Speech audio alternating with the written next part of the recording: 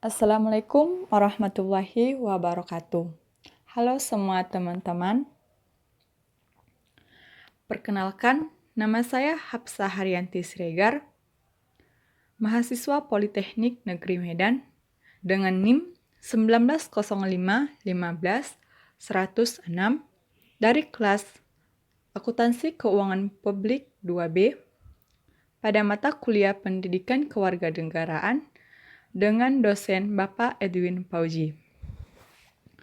Kali ini saya akan membahas topik 1 dengan judul materi bagaimana hakikat pendidikan kewarganegaraan dalam mengembangkan kemampuan utuh sarjana atau profesional. Di sini saya telah menyediakan berbagai sub pembahasan dari materi ini. Yang pertama, pengertian pendidikan. Yang kedua, menelusuri konsep dan urgensi pendidikan kewarganegaraan dalam pencerdasan kehidupan bangsa. Sub yang ketiga, tujuan pendidikan kewarganegaraan. Keempat, visi pendidikan kewarganegaraan. Yang kelima, misi pendidikan kewarganegaraan. Yang keenam, sumber historis, sosiologis, dan politis. Sub yang ketujuh, tantangan pendidikan kewarganegaraan. Dan pembahasan yang terakhir, esensi dan urgensi. Oke, kita akan masuk ke pembahasan yang pertama, yaitu pengertian pendidikan kewarganegaraan.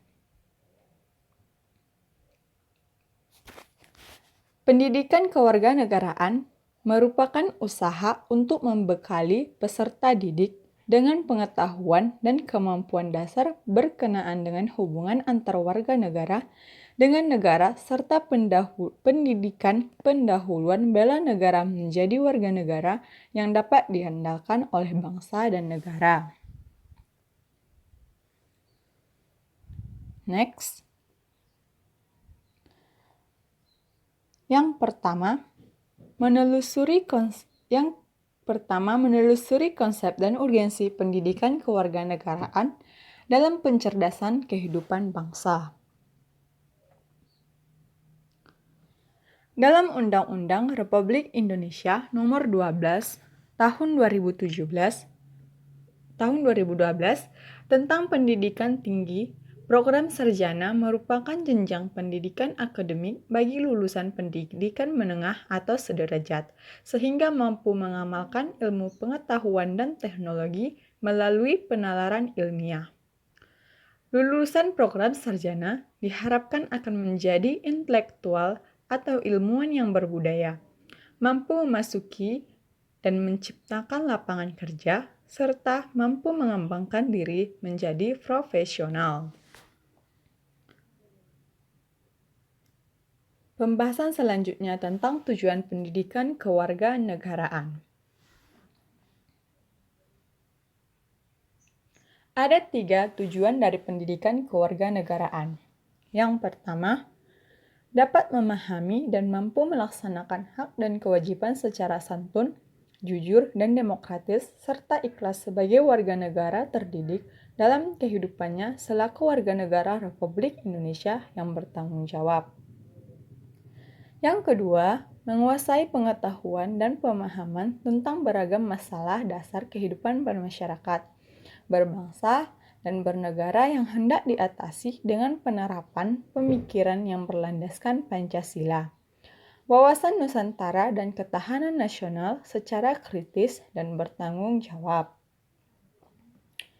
Yang ketiga, memupuk sikap dan perilaku yang sesuai dengan nilai-nilai kejuangan serta patriotisme yang cinta tanah air, rela berkorban bagi nusa dan bangsa. Hal ini terdapat pada pasal 4 Keputusan Ditjen Dikti Depdiknas Republik Indonesia pasal 3 nomor 267 Dikti pada tahun 2000. Selanjutnya, tentang visi pendidikan kewarganegaraan.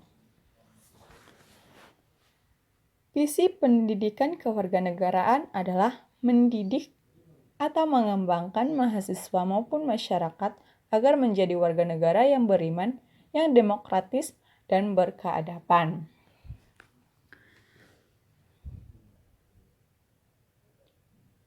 Seterusnya, misi pendidikan kewarganegaraan di perguruan tinggi. Misi PKN di perguruan tinggi adalah membantu mahasiswa selaku warga negara agar mampu mewujudkan nilai-nilai dasar perjuangan bangsa Indonesia serta kesadaran berbangsa bernegara dalam menerapkan ilmunya secara bertanggung jawab terhadap kemanusiaan. Pembahasan selanjutnya yaitu sumber historis, sosiologis, dan politik tentang pendidikan kewarganegaraan untuk memahami pendidikan kewarganegaraan di Indonesia. Yang pertama, secara historis. Secara historis, pendidikan kewarganegaraan dalam arti substansi telah dimulai jauh sebelum Indonesia diproklamasikan sebagai negara merdeka. Dalam sejarah kebangsaan Indonesia, berdirinya organisasi Budi Utomo tahun 1908 disepakati sebagai Hari Kebangkitan Nasional. Karena pada saat itulah, dalam diri bangsa Indonesia mulai tumbuh kesadaran sebagai bangsa walaupun belum menamakan Indonesia. Slide selanjutnya yaitu secara politis. Secara politis, pendidikan kewarganegaraan mulai dikenal dalam pendidikan sekolah dapat digali dari dokumen kurikulum sejak tahun 1957. Sebagaimana dapat diidentifikasi dari pernyataan Sumantri pada tahun 1972 bahwa pada masa Orde Lama mulai dikenal istilah yang pertama kewarganegaraan pada tahun 1957, TIPIX pada tahun 1962, dan pendidikan kewarganegaraan pada tahun 1968.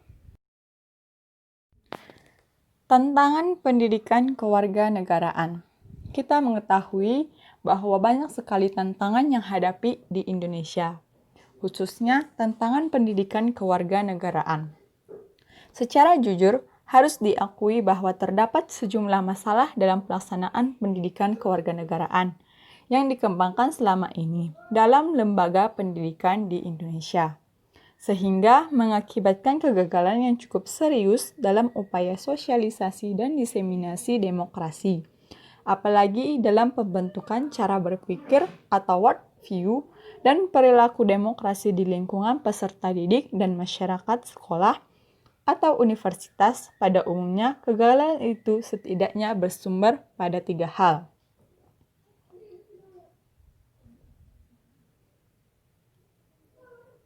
Yang pertama, secara substansif, pendidikan kewarganegaraan masih kuliah dasar atau MKDU.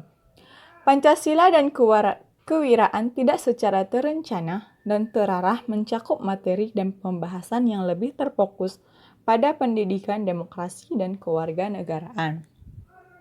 Yang kedua, kalaupun materi-materi yang ada pada dasarnya potensial bagi pendidikan demokrasi dan kewarganegaraan, potensi tersebut tidak bisa berkembang karena pendekatan dalam pembelajarannya bersifat indoktrinatif, regimentatif, monologis, dan tidak partisipatif. Yang ketiga, materi-materi perkuliahan tersebut lebih teoritis daripada praktis. Oke, kita masuk ke pembahasan yang terakhir, yaitu esensi dan urgensi pendidikan kewarganegaraan. Nasib sebuah bangsa tidak ditentukan oleh bangsa lain, melainkan sangat tergantung pada kemampuan bangsa sendiri. Demikian pula untuk masa depan, pendidikan kewarganegaraan sangat ditentukan oleh eksistensi konstitusi negara dan bangsa Indonesia. PKN akan sangat dipengaruhi oleh konstitusi yang berlaku dan perkembangannya tuntutan kemajuan bangsa. Bahkan yang lebih penting lagi, akan sangat ditentukan oleh pelaksanaan konstitusi yang berlaku.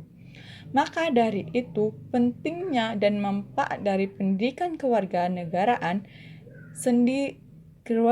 ini sendiri tergantung pada pandangan dari bangsa Indonesia sendiri.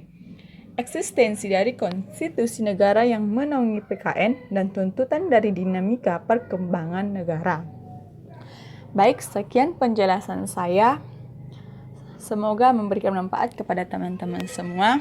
Jika ada kesalahan, saya mohon maaf.